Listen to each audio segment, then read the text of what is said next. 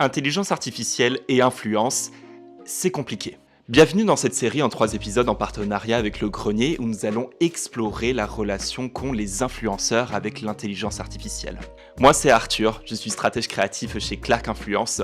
Mon rôle c'est d'analyser les mutations du numérique, des réseaux et des créateurs qui les peuplent. N'hésitez pas à consulter le tout premier épisode que nous avons publié la semaine dernière qui se concentrait sur l'IA et la créativité.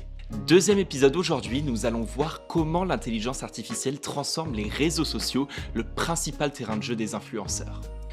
On l'avait vu la semaine dernière, l'intelligence artificielle accessibilise considérablement la création de contenu, au point où il y a des créateurs qui n'ont pas forcément les compétences de montage, artistique, etc. comme vous et moi, qui aujourd'hui publient des contenus sur les réseaux sociaux et maintiennent une énorme présence digitale. Ce qui fait qu'il y a un énorme flux de contenus qui sont générés par l'intelligence artificielle. Par volumétrie, ça dépasse largement le niveau de production des humains, mais ça dépasse aussi les humains sur des termes d'engagement et de rétention. En moyenne, les contenus générés par l'IA génèrent 20% de plus d'engagement comparé aux contenus humains.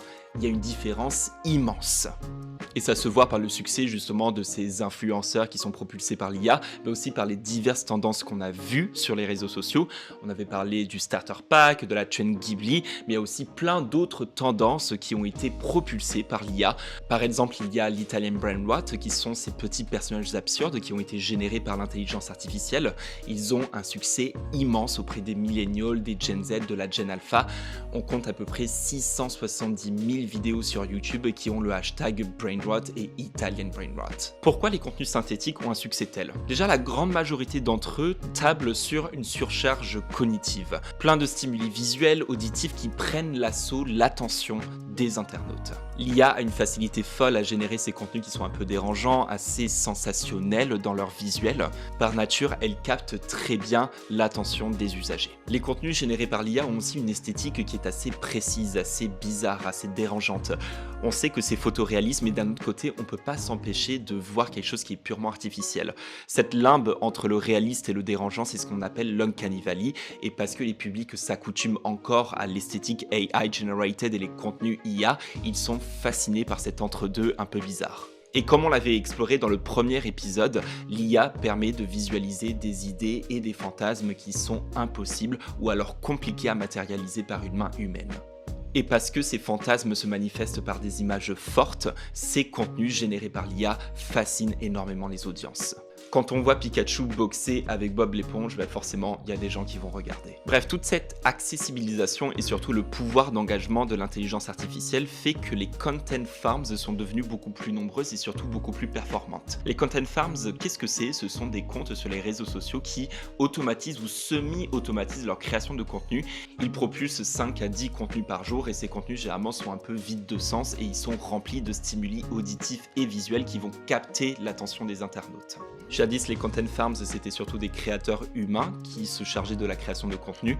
Maintenant, avec l'intelligence artificielle, ces content farms, elles délèguent partiellement, voire complètement la création de contenu à des intelligences artificielles qui permettent, encore une fois, de produire des choses de manière assez automatique. Ce qui fait que ces content farms, elles peuvent publier beaucoup plus, en moins de temps, et au-delà de ça, avec des contenus qui sont beaucoup plus engageants. Les content farms, elles ont tout à gagner de l'intelligence artificielle.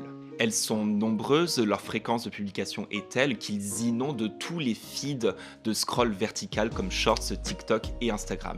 Sauf qu'ils inondent les internets de contenus qui sont creux et qui sont uniquement pensés pour l'engagement superficiel des internautes. Une proportion telle qu'elle noierait même le contenu humain. En 2025, on compte à peu près 57% du contenu internet qui a été généré par l'intelligence artificielle. Ce qui montre bien que l'intelligence artificielle, les content farms et les créations qu'ils vont faire à partir de l'IA occupent une place de plus en plus importante sur le web. Je vous donne un exemple de content farm, comme ça vous voyez à quoi ça ressemble. Lui, c'est Freaker AI.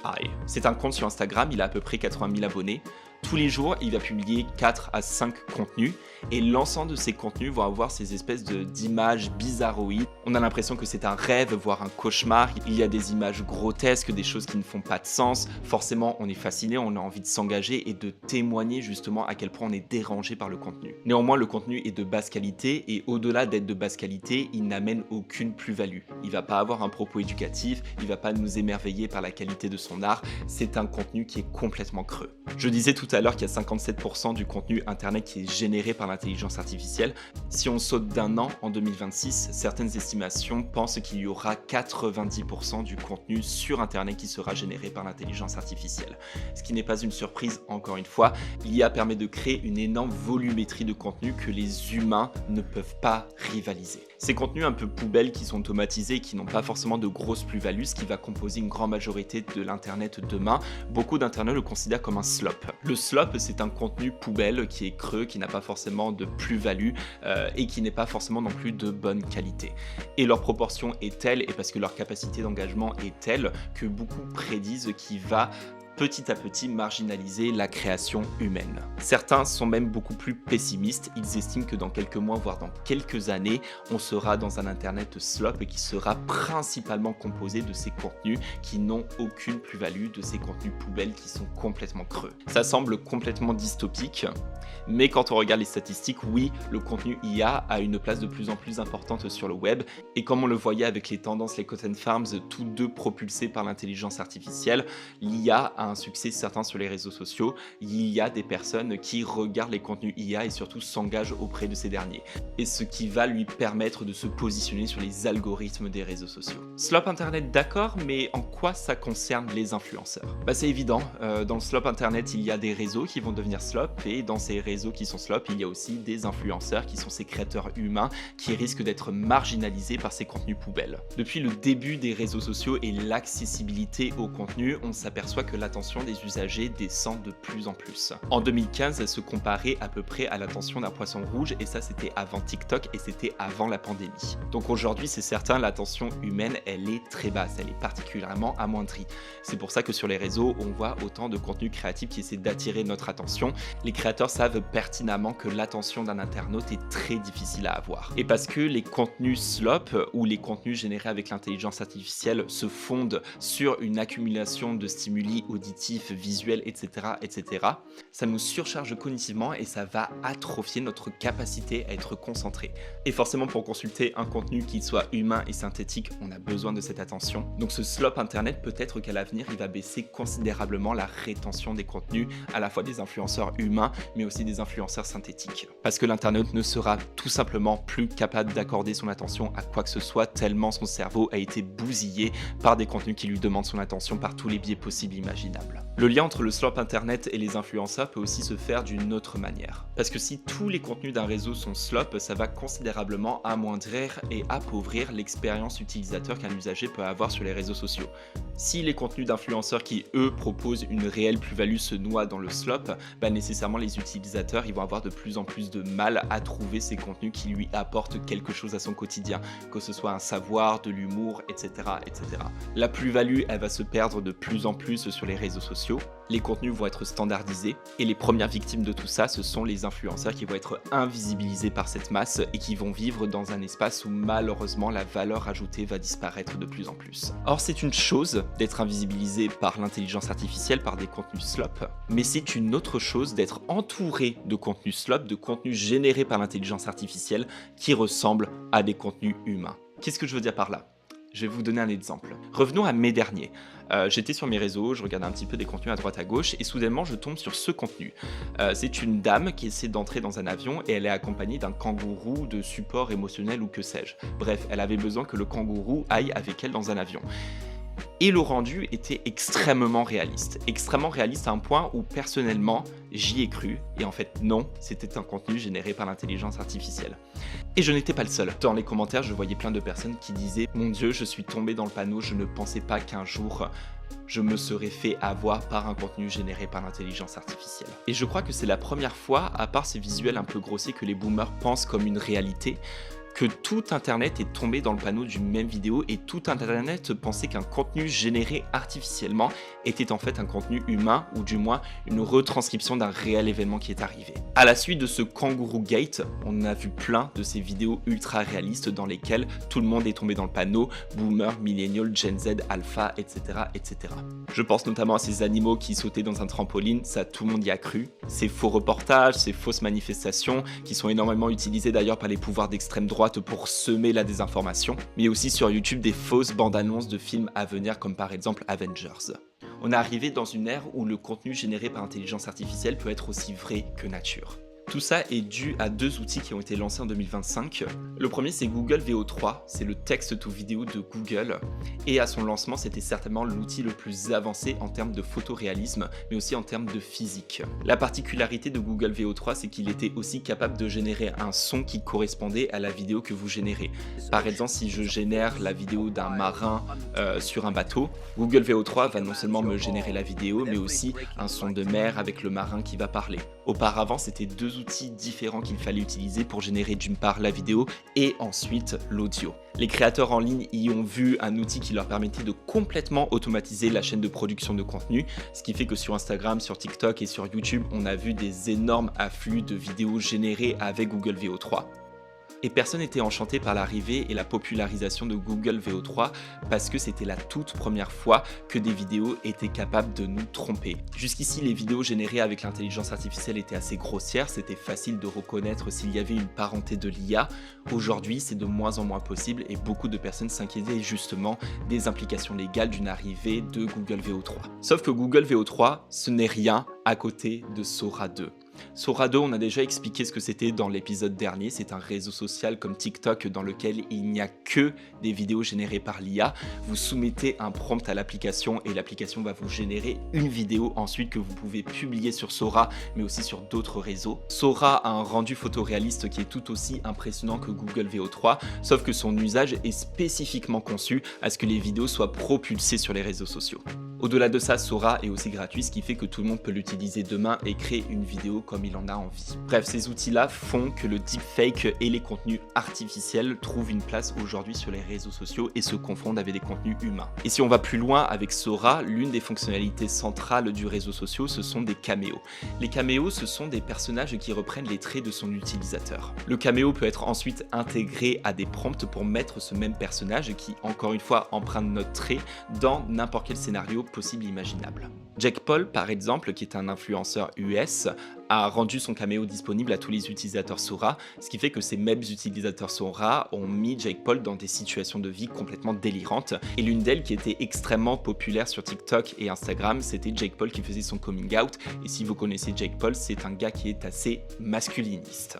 Jake Paul, lui, était consentant dans le partage de son caméo parce que c'est un investisseur derrière Sora. Pour d'autres utilisateurs qui sous-estimaient le pouvoir de mise en scène des caméos, ils ont été surpris par toutes les interprétations que leurs utilisateurs ont pu faire à partir de leurs caméos. Speed, un autre créateur américain, lui a été dérangé par la quantité de vidéos qui utilisaient son visage. Quand il a donné accès à son caméo sur Sora, il ne se doutait pas que ses utilisateurs auraient un tel usage. Et il s'est retrouvé dans des mises en scène qui heurtaient son image, ce qui fait qu'il a retiré l'accès du caméo à toute sa communauté. Et l'inquiétude de Speed, qui est partagée par beaucoup d'internautes, est légitime. Aujourd'hui, on est capable de faire quelque chose qui est faux, quelque chose qui semble réel. Les textes ou vidéos sont devenus si performants, si précis, qu'on est capable de confondre leur génération avec n'importe quel contenu humain qu'on peut voir sur la plateforme. Ce qui donne lieu à des cas de figure où les internautes pensent qu'il s'est passé quelque chose, sauf que la vidéo qui retranscrivait l'événement était en fait complètement fausse. Aujourd'hui, 60% des contenus qui sont fact-checkés en ligne sont générés par l'intelligence artificielle. L'intelligence artificielle, c'est une machine à faire du faux une réalité et c'est un immense problème. Parce qu'auparavant, on pensait que les visuels qui étaient créés avec l'intelligence artificielle, il n'y aurait que les boomers qui tombent dans le panneau parce que les failles de réalisme de ces visuels-là étaient assez évidents. Sauf qu'aujourd'hui, n'importe qui peut tomber dans le panneau avec Google VO3 et Sora 2 qui non seulement rendent des visuels extrêmement photoréalistes, mais au-delà de ça, ont un fonctionnement qui fait que ces visuels peuvent être facilement publiés en ligne. On entre dans une nouvelle réalité où n'importe qui problématique peut tomber dans le panneau. Bientôt, peut-être, il n'y aura aucun moyen de distinguer ce qui est vrai de ce qui est faux. Ce qui fait qu'on va rentrer dans une ère de doute. Les internautes vont douter de tout ce qu'ils voient sur les réseaux sociaux parce qu'ils savent que tout peut être fabriqué et tout a la capacité d'être photoréaliste. Le faux ressemblera à du vrai, le vrai au faux. Et avec les textes ou vidéos qui vont s'améliorer, l'internaute va avoir de moins en moins d'outils entre les mains pour identifier ce qui est vrai et ce qui est faux. Et rien qu'aujourd'hui, on voit plein de cas de figure où le faux et le vrai se confondent. Je vois plein d'artistes en ligne devoir se justifier que les créations qu'ils génèrent ne sont pas faites à partir de l'IA. Ils sont obligés de partager comment ils ont fait la production en montrant des shots d'eux en train de dessiner, de sculpter ou de faire de la cuisine. D'autres personnes, juste par souci d'être drôles en ligne, font semblant que les vidéos qu'ils vont publier sur les réseaux sociaux ont été générées par l'intelligence artificielle. Par exemple, je vois même des personnes qui rajoutent le petit filigrane Sora qui est accompagné de chaque génération Sora à des vidéos qui sont réelles pour semer le doute auprès de leurs audiences. Et parce qu'il y a une telle confusion, ça crée énormément de commentaires et du coup d'engagement. Et même au tout début de VO3, je voyais des utilisateurs qui généraient des mises en scène où il y avait des personnages qui se rendaient compte qu'ils n'étaient que des prompts, que des robots. Et les internautes, quand ils voient ça, ils ont l'impression justement que les personnages qui sont dans ces vidéos prennent vie et commencent à être autonomes et à avoir leur propre conscience, ce qui est évidemment complètement faux. Mais voilà, tout ça encourage le fait qu'on ne sait plus ce qui est vrai, on ne sait plus ce qui est faux, et le fait que cette frontière commence à se flouter de plus en plus, on commence à douter de tout, même des contenus qui sont fondamentalement humains. Et au-delà des contenus qui deviennent faux, ce sont même des influenceurs qui deviennent faux. Les influenceurs virtuels, par exemple, sont des influenceurs qui sont 100% fictifs. Ils vont entretenir une présence sur TikTok, sur Instagram, et tous les contenus qu'ils vont publier sont en fait le produit d'un arc narratif, d'une construction éditoriale et complètement fictive. L'IA, elle, permet justement de créer ces faux influenceurs avec une vitesse assez déconcertante et surtout une fidélité qui est assez photoréaliste. Avant, on utilisait des images de synthèse, de la CGI, de la modélisation 3D pour créer ces humains. Ils avaient l'air réels, mais pas tant réels que ça. Avec l'IA, ce rendu photoréaliste est encore plus prononcé. Aujourd'hui, l'influence virtuelle est une industrie qui est extrêmement lucrative. D'ici 2030, ce sera un marché qui sera valorisé à 45 milliards de dollars, c'est assez significatif. Ça semble absurde pour des internautes de suivre des influenceurs virtuels et pour des marques de s'associer à des influenceurs virtuels, mais il y a de réelles qualités à collaborer avec un influenceur virtuel. Déjà, un influenceur IA, ça s'invente. Toutes ces caractéristiques mentales, physiques, ses valeurs, etc. sont en fait une construction éditoriale. On est complètement libre de donner à l'influenceur virtuel la personnalité qu'on veut, l'origine qu'on veut, etc., etc. Ce qui fait que si on a un persona qu'on veut atteindre, avec l'influence virtuelle, on peut créer un persona qui correspond point par point aux enjeux de l'audience, à ses caractéristiques, ses valeurs, etc., etc. Ça permet vraiment de toucher au cœur des démographies qui sont très spécifiques. Puis, parce que le créateur n'est pas réel, on peut faire à peu près ce qu'on veut de l'influenceur IA. Par exemple, on n'a pas besoin, s'il y a un défilé au Japon, je dis n'importe quoi, d'avoir l'influenceur IA sur place. Grâce à l'intelligence artificielle, on peut intégrer l'influenceur à l'événement. L'influenceur IA est complètement exempt de problématiques spatio-temporelles. Puis, comme on parle d'IA, on peut faire à peu près n'importe quoi avec l'influenceur virtuel, contrairement à un influenceur lambda qui lui va nécessiter un petit peu de montage par exemple pour avoir un rendu créatif. L'avantage des influenceurs virtuels et les influenceurs IA, c'est qu'ils sont disponibles 24 heures sur 24, ils n'ont pas d'excuses, ils tombent pas malades, ils n'ont pas besoin de dormir et surtout, ils ne font pas de bad buzz parce que le récit est maîtrisé par des storytellers. Pour les marques, ça veut dire qu'il y a un risque qui est complètement maîtrisé, ils ne risquent pas justement de s'associer avec un talent qui pourrait nuire à leur image de marque par association. Alors oui, les influenceurs virtuels et les influenceurs IA, ça existe, mais est-ce que c'est performant ? La réponse est que oui. Là, on vous montre quelques influenceurs pêle-mêle qui sont à 100% ou alors partiellement automatisés par l'intelligence artificielle. L'une des plus connues, c'est Aitana Lopez, qui est une top modèle évidemment factice espagnole. Je vous laisse regarder ses vues moyennes et son taux d'engagement, c'est assez stratosphérique. Bref, tous ces petits éléments, que ce soit les contenus photoréalistes, les influenceurs virtuels propulsés par l'IA, Google VO3, Sora 2, le slop, etc., fait que sur les réseaux sociaux, la confiance risque de ne plus exister à moyen terme. Le fondement de l'expérience sur les réseaux sociaux, c'est la confiance. Et si on enlève la confiance, c'est tout l'édifice des réseaux sociaux qui commence à s'éroder et qui terminera par s'effondrer. Parce que quand on croise un contenu en ligne, on fait confiance au créateur qui est derrière. On fait confiance à l'histoire qu'il raconte. raconte. Et désormais, si on doute même de la parenté humaine des contenus qu'on voit en ligne, nécessairement c'est l'engagement qui va en pâtir. Faisons un schéma pour expliquer tout ça.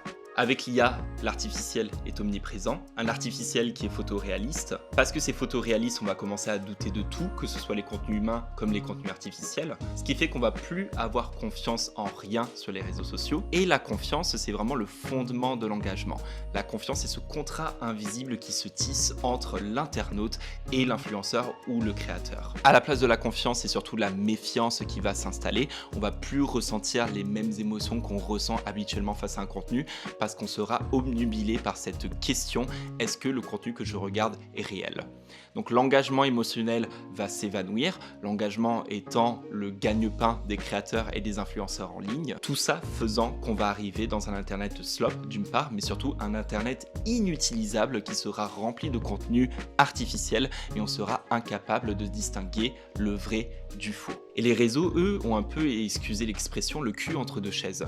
Parce que d'une part, ils sont conscients que l'intelligence artificielle a d'énormes bénéfices en termes d'engagement, des bénéfices qui sont aussi pour les créateurs de contenu, comme on l'a vu au premier épisode, ça facilite énormément leur production de contenu. Mais d'un autre côté, d'avoir trop d'intelligence artificielle sur un réseau, ça va amoindrir l'expérience utilisateur. S'ils donnent une trop grande place à l'intelligence artificielle, ils vont courir à leur perte. J'aimerais vous présenter un dernier concept. Et ce concept-là, initialement, c'était une théorie du complot. En 2016, il y avait beaucoup d'utilisateurs sur 4chan et Reddit qui théorisaient qu'on vivait dans un dead internet, un internet mort. Internet mort parce qu'ils spéculaient que la majorité des interactions et des contenus qu'on voyait en ligne étaient en fait automatisés par l'intelligence artificielle. Est-ce que c'était le cas à l'époque? On ne saura jamais. Mais aujourd'hui, avec une telle proportion de contenu généré par l'intelligence artificielle, la question se pose. Est-ce que l'expérience qu'on a en ligne est réellement humaine? Ou alors, est-ce que tous les contenus, les commentaires qu'on voit sont générés par l'intelligence artificielle? Plus on avance dans le temps et plus le slop occupe une place grandissante dans notre expérience digitale, plus les internautes se posent cette question d'évoluer dans un espace digital qui a perdu toute humanité. Et d'un autre côté, cette prophétie, elle a été un peu réalisée par Sora, qui est le tout premier réseau social 100% généré par l'intelligence artificielle. Il n'y a aucun contenu qui est créé techniquement d'une main humaine. Donc ce n'est pas impossible qu'à l'avenir, on ait des internautes qui s'échappent complètement des réseaux sociaux et d'Internet. Si Internet et les réseaux sociaux sont voués à être inutilisables au moyen terme, nécessairement les utilisateurs ne vont plus voir un intérêt à y rester et à s'engager avec des contenus dont ils ne savent même pas s'il y a une parenté artificielle ou une parenté humaine. Mais ça ne veut pas dire que les influenceurs ne vont plus avoir leur place. Si les utilisateurs vont s'extirper justement de ces réseaux sociaux publics, ils vont plutôt se replier dans le dark social, donc des réseaux sociaux, fonctionnalités et contenus qui ne sont pas présents publiquement, où ils peuvent avoir une meilleure maîtrise des contenus qui y sont publiés et surtout ils sauront avec certitude que les utilisateurs qui occupent cet espace sont réellement humains et pas le produit d'une intelligence artificielle. Parallèlement, il y a une même conclusion à tirer que la conclusion qu'on a tirée dans l'épisode 1. Les humains peuvent peut-être tirer leur épingle du jeu dans un environnement sur les réseaux sociaux qui est contaminé par le slop et par les contenus artificiels. Demain, face à cette proportion de contenu ambigu et de contenu artificiel, les utilisateurs vont rechercher l'humanité. Ils vont rechercher cette connexion qu'ils ont perdue avec la popularisation des contenus AI generated. Ils vont rechercher des humains, mais surtout ils vont rechercher des humains qui peuvent prouver qu'ils sont humains. Et les influenceurs, ils cochent toutes les cases. Les audiences les suivent parce que ce sont des humains, ils font face à des défis quotidiens qui ressemblent à ceux de leurs audiences. Ils peuvent se positionner comme ces bastions d'humanité dont l'humanité aura été prouvée parce qu'ils sont sur les réseaux sociaux depuis aussi longtemps. En 2024-2025, on est convaincu chez Clark qu'on était dans une économie de l'attention. Sur les réseaux, l'attention de l'internaute s'amoindrit, ce qui fait que les contenus gagnent de plus en plus de créativité. Et c'est dans ce contexte-là que les contenus IA ont autant de popularité. Par leurs stimuli visuels et auditifs, ils arrivent à capter l'attention. Sauf que ce surplein cognitif va amener à une rupture. Les utilisateurs vont être fatigués d'être sollicités sans cesse cognitivement sur les réseaux sociaux. Ce qui fait qu'on théorise qu'en 2026-2027, il va y avoir un peu un return to basics. Parce que les utilisateurs, ils vont rechercher l'humain, ils vont être particulièrement friands de ces contenus qui sont peut-être un petit peu plus simples, un petit peu plus ancrés dans la réalité. On pense vraiment que les influenceurs vont moins se concentrer sur le potentiel de rétention de leur contenu et plus sur des contenus qui prouvent qu'ils ont une signature humaine et qui vivent dans la même réalité que leurs audiences. Les internautes en ligne s'accoutument énormément au contenu IA, ils montrent beaucoup d'engagement. Néanmoins, quand on parle des Gen Z, des millennials et même des démographies qui sont un peu plus vieilles, on a quand même une base culturelle qui est ancrée par le réel qui nous permet de prendre un peu de distance avec les contenus qui sont générés par l'IA. On a regardé des films, des séries, on a regardé des peintures, on est allé dans des musées. On sait que les contenus IA et l'esthétique synthétique n'est pas une réalité et n'est pas quelque chose à soutenir. Néanmoins, les plus jeunes, les Gen Alpha notamment, eux grandissent dans un environnement social qui est saturé de cette esthétique synthétique et de ces tendances qui sont propulsées par l'intelligence artificielle. Je reviens sur les Italian Brainrots, c'est ces petits personnages qu'on avait présentés en tout début d'épisode. Ils ont un succès monstrueux auprès de ces Gen Alpha, au point qu'ils deviennent la nouvelle Reine des Neiges, le nouveau Bluey. Il devient un petit peu leur nouvelle Beyoncé, entre guillemets. Parce qu'elles ont grandi avec les générations synthétiques, les plus jeunes générations ne voient pas de problème avec l'intégration de l'intelligence artificielle dans les industries créatives. Donc ils ne risquent de jamais lutter contre la place que l'IA a sur les réseaux sociaux, ce qui ne fera que normaliser sa place auprès des générations suivantes. C'est tout pour nous, j'espère que ça vous a intéressé, merci d'avoir été attentif, on se donne rendez-vous la semaine prochaine pour un dernier épisode.